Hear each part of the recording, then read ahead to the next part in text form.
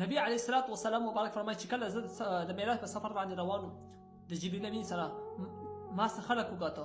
نبی علیه الصلاة والسلام مبارک فرمایي چې دا خلک یو ګوډ وکړي او په دغه ګوډ کې بیا یو فصل دانه وکړي او بیا دغه فصل له اوبه ورکړي، نو الله رب کریم دغه فصل ډېر زرغون کړي او ډېر زر راشین شي. الله رب کریم دې نه ډېرې غډې جوړې کړي. نبی علیه السلام مبارک فرمایي چې ما د جبریل امین نه تپوس وکړو چې ای جبریل امین دا کوم خلک دي، دا بختور خلک څوک دي؟ امین ته وفرمایي چې الله حبیبه دا هغه خلک دي چې دوی په دنیا کې د الله په لاره کې به خرج کولو، د الله په لاره کې به صدقې کولې، د الله په لاره کې به خپل مال خرج کولو، دغه بهترین خلک دي.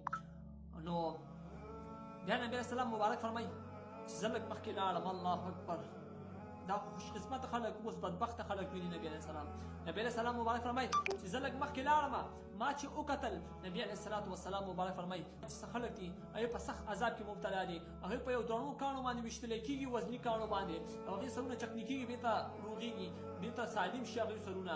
نبی علیه الصلاة والسلام مبارک فرمایي چې ما د جبریل امین نه تپوس وکړو ای جبریل امین دا کوم خلک دي چې دومره سخت عذاب کې مبتلا دي، دا څوک دي؟